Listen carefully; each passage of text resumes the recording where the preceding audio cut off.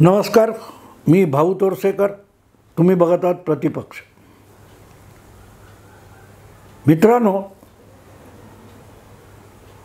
प्रकाश आंबेडकर यांनी लोकसभा निवडणुकीचे निकाल लागल्यापासून फारशी कुठली प्रतिक्रिया दिलेली नव्हती.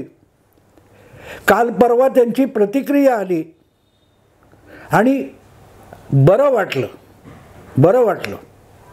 बरं एवढ्यासाठी वाटलं की प्रकाश आंबेडकर गेले वर्षभर महाविकास आघाडीमध्ये प्रवेश मिळवण्यासाठी धडपडत होते आणि जो काही खेळ लपंडाव खेळत होते, खो खो खेळत होते, त्याचा परिणाम त्यांच्याच वाट्याला आलेला आहे. किंबहुना प्रकाश आंबेडकर नेमकं काय राजकारण करतायत ते त्यांच्याही कार्यकर्त्यांना कळत नव्हतं. याची सुरुवात जवळजवळ 1.5 वर्षापूर्वी झाली होती, जेव्हा प्रबोधन नावाची मला वाटतं काय ते वेबसाईट किंवा काय तिच्या उद्घाटनाच्या निमित्ताने उद्धव ठाकरे आणि प्रकाश आंबेडकर एका मंचावर आले. तेव्हा परत एकदा शिवशक्ती भीमशक्तीची आघाडी किंवा युती असली गर्जना करण्यात आली होती. पुढे त्यामध्ये वेगाने हालचाली झाल्या आणि खुद्द उद्धव ठाकरेच प्रकाश आंबेडकरांच्या नायगाव इथल्या कार्यालयात गेले. तिथे दोघांनी मिळून पुढल्या काळात एकत्रित संघर्ष करायचा, एकत्रित राजकारण करायचं अशा आणाभाका घेतल्या गेल्या. आणि त्यानंतर सव्वा वर्ष उलटेपर्यंत कुठलंही पाऊल टाकलं गेलं नाही. मला आठवतं की 2022च्या डिसेंबर महिन्यामध्ये नागपूरला जे विधानसभेचं अधिवेशन होतं त्याच्या आधी तत्कालीन राज्यपाल भगतसिंग कोश्यारी यांच्या विरोधात एक मोर्चा महाविकास आघाडीने काढलेला होता. राणीबागेपासून आझाद मैदानपर्यंत काढलेला हा जो मोर्चा होता, त्या मोर्चामध्ये सुद्धा प्रकाश आंबेडकरांच्या वंचित बहुजन आघाडीला आमंत्रण देण्यात आलं नव्हतं. त्यामुळे ते रागावलेले होते. वास्तविक फुले शाहू आंबेडकर ही महाराष्ट्राची जी महापुरुषांची मांदियाळी आहे, तिचा अपमान झाला आहे, त्याच्याविरुद्ध तुम्ही मोर्चा काढताय. आणि त्यामध्ये त्यापैकी एका महापुरुषाचा आजचा वारस म्हणजे प्रकाश आंबेडकर, त्यांच्याच पक्षाला त्या मोर्चापासून वंचित ठेवलं गेलं. तिथूनच वंचित आघाडीला महाविकास आघाडी वंचित ठेवणार हे स्पष्ट झालेलं होतं. पण तरीही प्रकाश आंबेडकर त्यांच्याशी लपंडाव खेळत होते. पण तो लपंडाव खेळताना महाविकास आघाडीच्या पक्षांचं नुकसान झालं असतं तर समजू शकतं. पण प्रकाश आंबेडकरांचा हा जो सगळा लपंडाव होता त्यामध्ये त्यांच्याच पक्षाचं नुकसान झालं. याचं कारण शेवटच्या क्षणापर्यंत प्रकाश आंबेडकर वंचित राहिले होते आणि त्यांनी आपल्या कार्यकर्त्यांना पक्षाच्या भूमिकेपासून सुद्धा वंचित ठेवलेलं होतं. वंचित बहुजन आघाडीच्या कार्यकर्त्यांना माहिती नव्हतं आपण कुठल्या मतदारसंघात काय करणार आहोत. मला आठवतं ज्यावेळेला 2024च्या आरंभ काळामध्ये जानेवारी, फेब्रुवारी, मार्च वगैरे निवडणुकीचे, लोकसभा निवडणुकीचे वेध लागले होते, त्यावेळेला प्रकाश आंबेडकर यांना महाविकास आघाडीत घ्यायचं की नाही, वंचित बहुजन आघाडी हा चौथा पक्ष म्हणून महाविकास आघाडीत येणार की नाही, याची रोजच्या रोज माध्यमातून चर्चा चालू होती. आम्ही प्रस्ताव पाठवला आहे, त्यांनी त्या प्रस्तावाला उत्तर दिलेलं नाही. कुठल्या जागा ते कोणी सांगत नाही. 8 जागा देऊ केल्या, 2 जागा आम्हाला नकोत, हे वाद चव्हाट्यावर मांडले जात होते. पण काही निश्चित होत नव्हतं. मग वाटाघाटीसाठी आम्हाला बोलवलं पण आम्हाला बाहेरच बसवून ठेवलं, आम्हाला चर्चेमध्ये सहभागीच करून घेतलं नाही, असे रुसवे फुगवे चालले होते.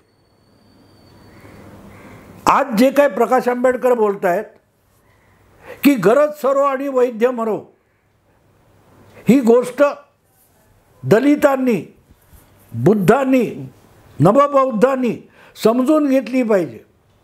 याचं कारण त्यांनी जे दिलं आहे की निवडणुकीचे निकाल महाविकास आघाडीला लाभदायक ठरल्यानंतर जे काय आभार प्रदर्शन वगैरे झाले त्यामध्ये कुठेही दलित आणि नवबौद्ध यांचा उल्लेखसुद्धा नाही. म्हणून प्रकाश आंबेडकर विचलित झालेले आहेत. मराठी माणूस, मुस्लिम, ख्रिश्चन वगैरे या सगळ्यांचे आभार मानले गेले, पण त्यामध्ये कुठेही दलित आणि नवबौद्धांचा उल्लेखसुद्धा नाही.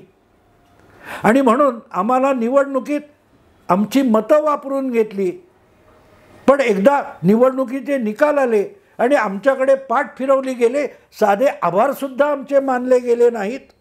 म्हणजे दलितांचे आणि नवबौद्धांचे आभारसुद्धा मानण्याचं सौजन्य महाविकास आघाडीकडे नाही. असं मतप्रदर्शन प्रकाश आंबेडकरांनी केलं आहे. आणि त्यात ते म्हणत आहेत की म्हणूनच दलितांनी, नवबौद्धांनी आणि मुस्लिमांनी सावध राहिलं पाहिजे. त्यांना सावध करणं हेच तर निवडणुकीतलं प्रकाश आंबेडकरांचं काम होतं. पण प्रकाश आंबेडकर गेल्या 6 महिन्यापासून कमीत कमी या सगळ्या ज्यांना वंचित म्हणून तेच संबोधतात त्यांना गाफील ठेवण्यामध्येच ते रमलेले होते. आपल्या मतदाराची, आपल्या पाठीराख्याची आणि आपल्या कार्यकर्त्यांची दिशाभूल करण्यापलीकडे प्रकाश आंबेडकरांनी नेमकं काय केलं होतं? आता उद्या उठतील आणि उद्धव ठाकरे परत मोदींच्या NDAमध्ये जातील, यातले ते लोक फुटणार आहेत, त्यातले 2 फुटणार आहेत, असली विधानं प्रकाश आंबेडकर करत बसले होते. पण महाविकास आघाडीत आपला समावेश झाला नाही. वंचित बहुजन आघाडीला महाविकास आघाडीने सामावून घेतलं नाही, तर आपण काय करणार आहोत? याची कुठलीही दिशा प्रकाश आंबेडकरांसमोर नव्हती की त्यांनी कार्यकर्त्यांसमोर मांडलेली नव्हती. आणि त्यामुळे प्रत्यक्ष एक ठिकाणचे महाविकास आघाडीचे उमेदवार घोषित होईपर्यंत वंचित बहुजन आघाडीचा कार्यकर्ता गाफील होता. अचानक मग कुठे काय त्या विशाल पाटील यांना पाठिंबा दिला, अचानक उठून त्या तुमच्या सुप्रिया ताईंना पाठिंबा देऊन टाकला. कुठे उमेदवार उभे केलेत, कोण उमेदवार उभे केलेत ते लोकांना कळणार तरी कसं होतं? तुमच्या कार्यकर्त्यांना कळणार कसं होतं? तुमचे म्हणून जे मतदार आहेत त्या मतदारांना तरी वंचित बहुजन आघाडी या मतदारसंघात कोणाच्या बाजूने आहे हे तरी कळणार कसं होतं? त्यामुळे हा गोंधळ प्रकाश आंबेडकरांनी स्वतः निर्माण केला असंच म्हणावं लागतं. कारण त्यांनी जितका पत्रकारांमध्ये, राजकीय विश्लेषकांमध्ये आणि महाविकास आघाडीच्या नेत्यांमध्ये कन्फ्युजन निर्माण केलं होतं, तितकंच कन्फ्युजन त्यांच्या स्वतःच्या पाठीराख्यांमध्ये आणि कार्यकर्त्यांमध्ये निर्माण झालं होतं. अचानक सांगायचं की आम्ही 48 पैकी 42 जागा लढवण्याची तयारी गेल्या 3 वर्षापासून 2 वर्षापासून केलेली आहे. तुम्ही जर 42 जागांची तयारी केली होती तर त्या 42 जागांपैकी आम्हाला कमीत कमी 8 किंवा 10 किंवा 6 जागा महाविकास आघाडी देणार आहे का? नाही तर आम्हाला तुमच्या आघाडीत यायचं नाही हे प्रकाश आंबेडकर स्पष्टपणे महाविकास आघाडीला का सांगू शकले नाहीत? नसतील तर 42 जागी हे आमचे उमेदवार, विषय संपला.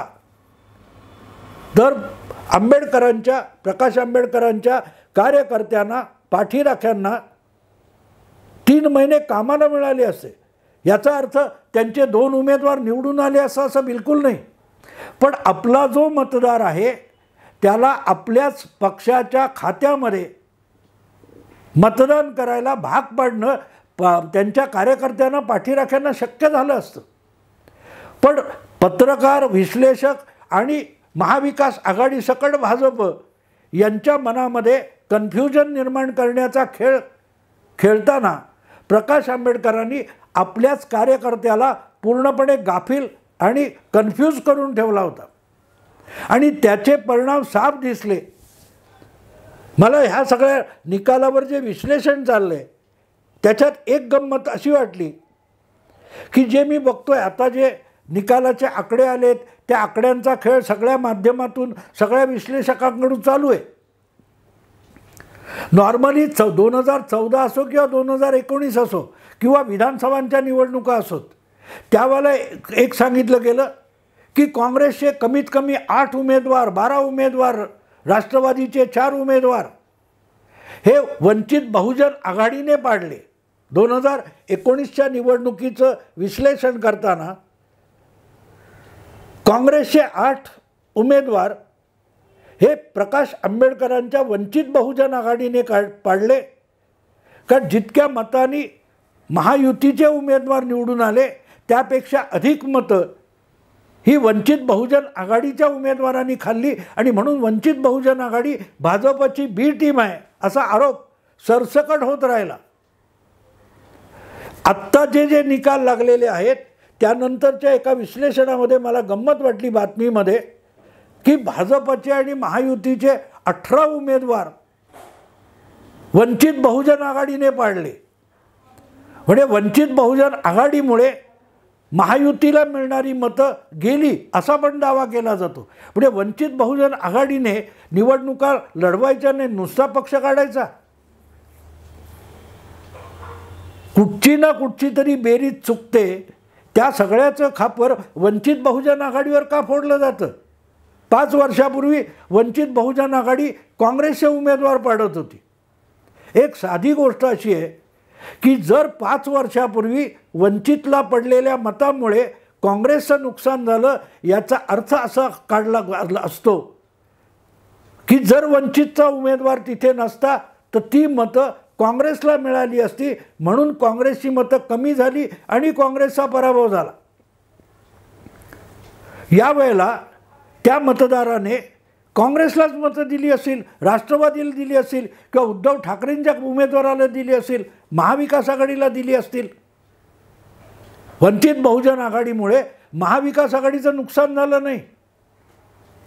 तर उलटं सांगायचं की वंचित बहुजन आघाडीने भाजपच्या किंवा महायुतीच्या 18 उमेदवारांचं नुकसान केलं. हे विश्लेषण नसतं मित्रांनो, हा पोरखेळ चालतो.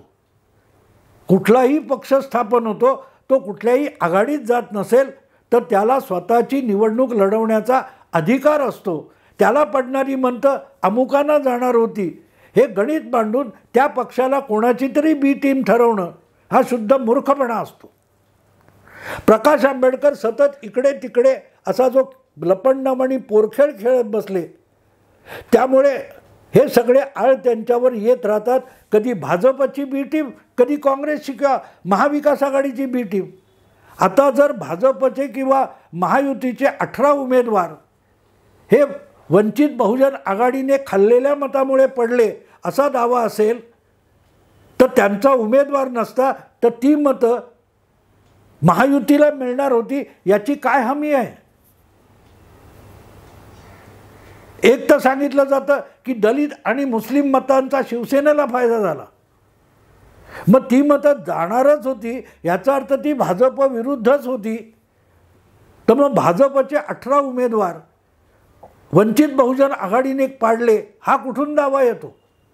पण असो, या सगळ्यामध्ये प्रकाश आंबेडकरांनी जणू काय स्वेच्छेनेच स्वतःला टिंगलीचा विषय करून घेतलेला आहे. आणि त्यामुळे आता जी त्यांनी प्रतिक्रिया दिली आहे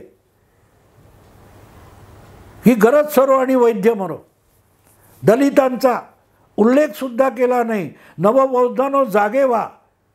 नवबौद्ध किंवा दलित किंवा प्रकाश आंबेडकरांचे जे पाठीराखे आहेत, कार्यकर्ते आहेत, ते जागेच असतात. पण त्यांना नको त्या गोष्टींची आणि मुद्द्यांची गुंगी देऊन प्रकाश आंबेडकरांनी गोंधळून ठेवलेलं होतं. प्रकाश आंबेडकरांनी जागा झालं पाहिजे की आपण कोणाला तरी पाडू शकतो, आपण याची मतं खाऊ शकतो किंवा आपण त्याला धमकावू शकतो. हे राजकारण बंद करावं आणि 48 पैकी 6 जागा 8 जागा अशा ठरवा की जिथे आपली ताकद केंद्रित करायची, समाजाचे सर्व घटक वंचित बहुजन आघाडीच्या मागे उभे करायचे. लहान मोठ्या सगळ्या जाती समाज घटकांमध्ये जो जो वंचित आहे त्याला वंचित आघाडीच्या मागे आणून उभं करायचं. यासाठी प्रयत्न केले तर 5 वर्षांनी निदान 8 मतदारसंघात प्रभाव दाखवता येईल. कोणाला तरी पाडणं याचा अर्थ तुमची ताकद वाढली असं होत नाही. मुद्दा तुम्ही कोणाला निवडून आणू शकता असा आहे. आणि तिथे वंचित बहुजन आघाडीच्या कार्यकर्ते, पाठीराखे, मतदार यांचा अपेक्षाभंग हा खुद्द प्रकाश आंबेडकरांनी केला असंच म्हणावं लागेल. आभार मानणं न मानणं सोडून द्या, काही आभार मानायची गरज नाही. आणि त्या आभाराने शोषितांचं, वंचितांचं कुठलंही कल्याण होणार नाही. त्या वंचितांची ताकद सिद्ध करणं हाच त्यावरचा उपाय असतो. प्रकाश आंबेडकर आभारासाठी वाट बघत बसलेत. पराभवाची त्यांना चिंता नसेल तर त्यांच्या कार्यकर्त्यांना जागं होऊन आपल्या नेतृत्वाविषयी फेरविचार करणं आवश्यक आहे असं मला वाटतं. आत्ता इथेच थांबतो. आवडलं लाईक करा, शेअर करा, सबस्क्राईब करा. नमस्कार.